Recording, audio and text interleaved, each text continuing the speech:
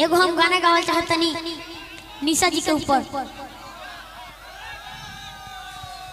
अरे चढ़ के डोली मैं तू निकल जाइबू,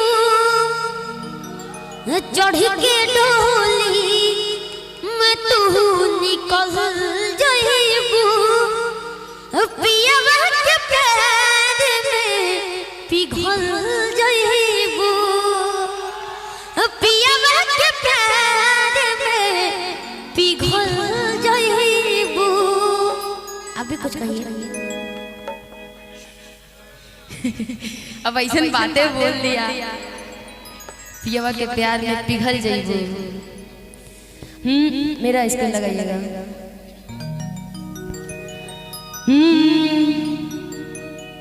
कि 200 के कहीं से माथ जब झारा, अब पाउडर क्रीम और दिया सारा। कि 200 के कहीं से माथ जब झारा, अब पाउडर क्रीम और दिया सारा। तबे नु हम जननी जननी जननी, तबे नु हम जननी कि ससुरा में सैया वाला। तबे नु हम जननी ससुरा में सैया वाला, तबे नु हम जननी। 200 के कहीं से माथ जब झारा,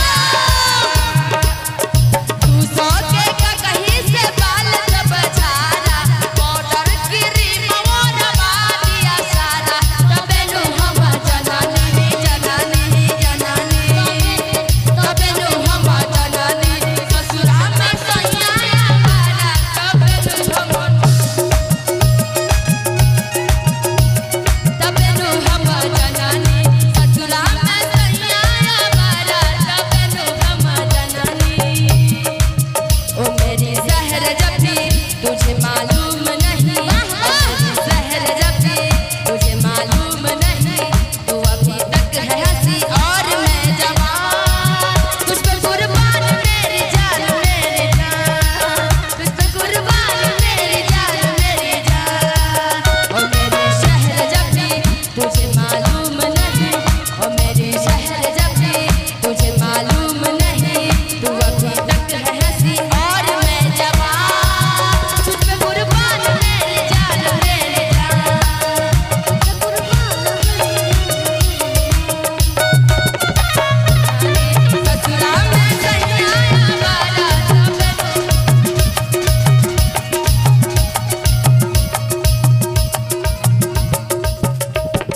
होल्ड होल्ड होल्ड आवाज।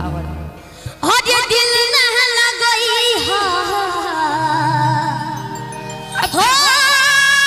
गोरिया रे, कि दिल ना लगई हा, अब फिर जानी आई हा।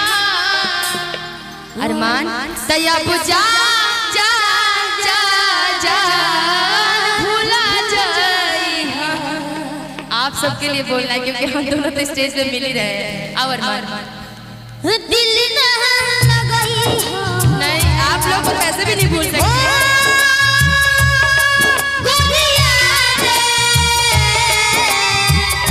दिल न लगई हो, दिल न लगई हो, फिर जानी आई हा। अब जा जा जा जान भूला जाई हा। अब जा जा जा जान भूला जाई हा।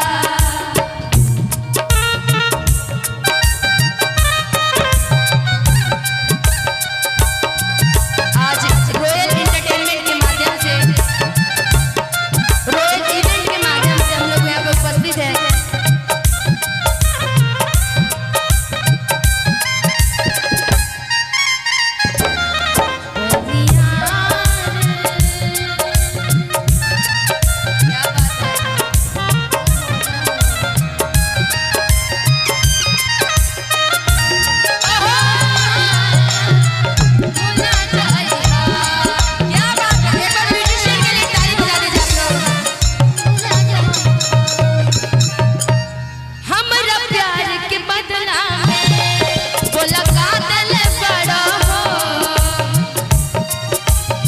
ये बैठना ना, ये बैठना हमारे लिए, अरमान के लिए भी खास करके ये इस तरीके से बैठना इसके लिए हिट है।